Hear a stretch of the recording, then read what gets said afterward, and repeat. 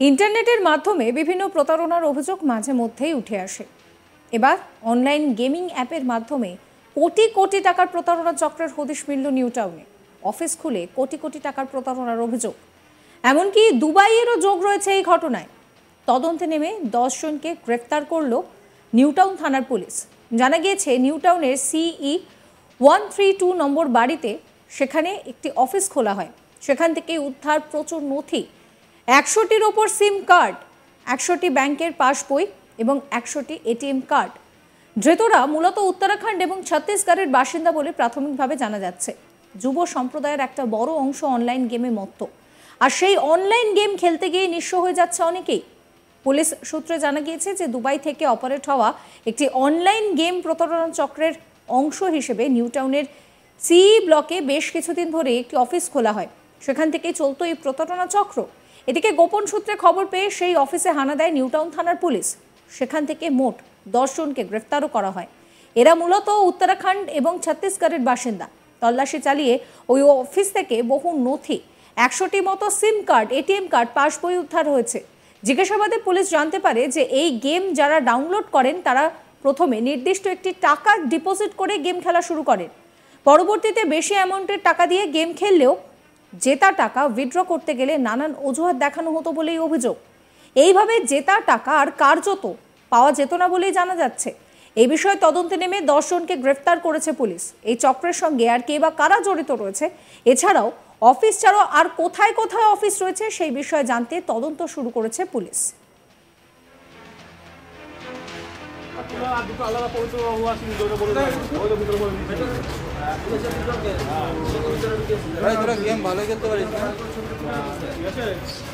বের করতে হবে তো, আমাকে ডাক বের তো ঢুকিয়ে দিবে।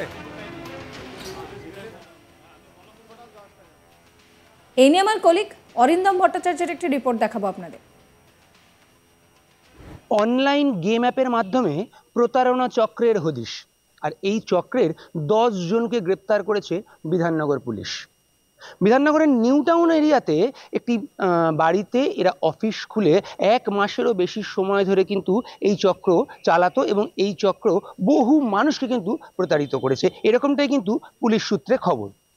পুলিশের কাছে খবর আসে যে এরকম একটি প্রতারণা চক্র যারা অনলাইন অ্যাপের মাধ্যমে, গেমিং অ্যাপের মাধ্যমে মূলত বিভিন্ন মানুষকে প্রতারিত করছে, এবং তারপর বিধাননগর পুলিশ তদন্তে নামে এবং তদন্তে নেবে তারা জানতে পারে যে নিউ টাউনের একটি বাড়ি, CE ব্লকের একটি বাড়ি, সেখানে তারা অফিস খুলেছে এবং সেখানে 1 মাসেরও বেশি সময় ধরে তারা অফিস খুলেছে। অফিস খুলে সেখান থেকে কিন্তু এই কাজ করছে।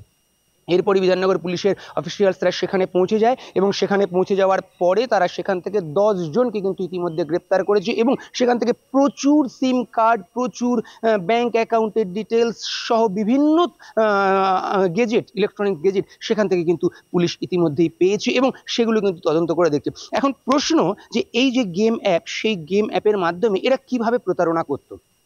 অনলাইন গেম অ্যাপ, এবং এই অনলাইন গেম অ্যাপের কিন্তু এখন খুব চল রয়েছে। আমরা প্রত্যেকেই জানি যে এই অনলাইন গেম অ্যাপ, বাচ্চারাও যেমন এই অনলাইন গেম অ্যাপে আসক্ত হয়ে রয়েছে, সেরকম কিন্তু বড়রাও কিন্তু এই অনলাইন গেম অ্যাপের মধ্যে আসক্ত হয়ে রয়েছে। এবং সেক্ষেত্রে এই যে মূলত এই যে চক্র, এই চক্রের মূলত কাজ ছিল যে এরা একটি গেম অ্যাপ তৈরি করেছিল এবং এই গেম অ্যাপ যখনই কেউ ডাউনলোড করতো তখন সেখানে কিছুটা টাকা ডিপোজিট করতে হতো, অর্থাৎ ব্যাংকের মাধ্যমে কিছুটা টাকা সেখানে অনলাইনে ডিপোজিট করতে হতো এবং ডিপোজিট করার পরে তারা সেই খেলার সুযোগ পেত এবং খেলার পরে সেখানে যখন তারা টাকা জিততো তাদের সেই অ্যাকাউন্টে কিন্তু সেই টাকাটা জমা পড়তো এবং জমা পড়ার পরে তারা কিন্তু সেই টাকাটা তাদের ব্যাংকে উইথড্র করে নিতে পারতো।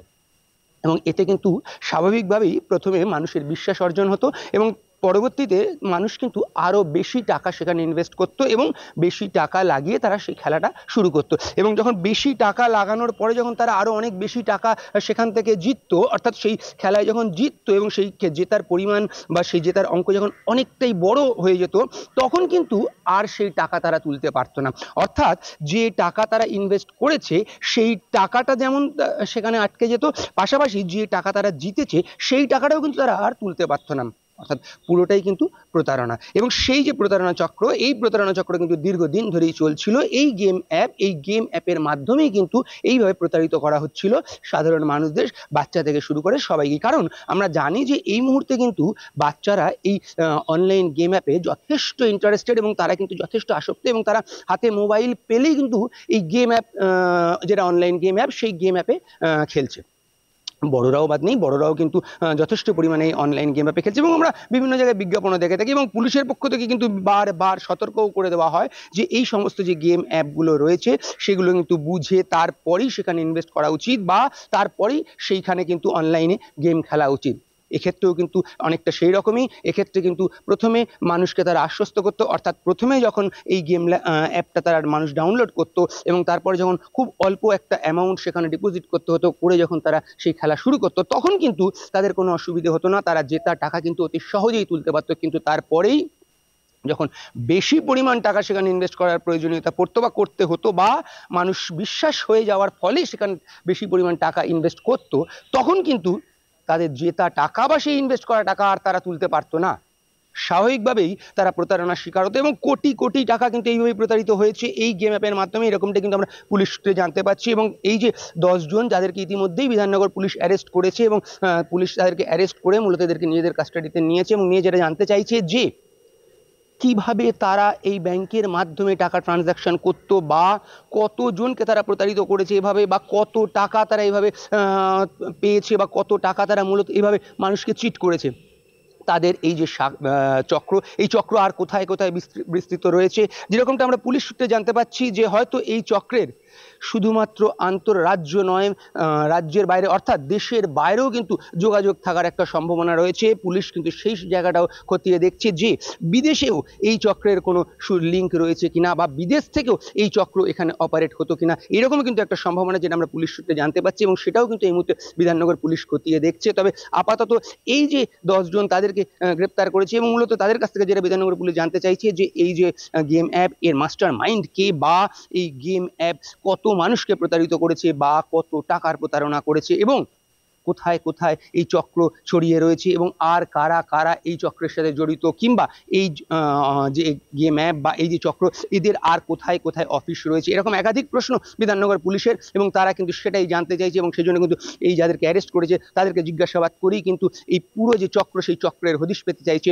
কারণ এই যে অনলাইন গেম বা এই অনলাইন গেমের মাধ্যমে যে প্রতারণা, এই প্রতারণা কিন্তু বহু মানুষ প্রতারণার শিকার হচ্ছে, এবং পুলিশ বারবার মানুষকে কিন্তু সেই জায়গাটাও চোখে আঙুল দিয়ে দেখিয়ে দিচ্ছে। এবং এক্ষেত্রেও কিন্তু একইভাবে কিন্তু একটি game app, online game app, তার মাধ্যমে কিন্তু কোটি কোটি টাকার প্রতারণার শিকার হয়েছে বহু মানুষ। এবং অবশেষে বিধাননগর পুলিশ কিন্তু সেই যে র্যাকেট, সেই যে চক্র, তাকে তার পর্দা ফাঁস করেছে, এবং তাদের 10 জনকে ইতিমধ্যে নিউ টাউনের একটি বাড়ি থেকে গ্রেপ্তার করেছে, এবং বাকিদের খোঁজে কিন্তু তল্লাশি চালাচ্ছে।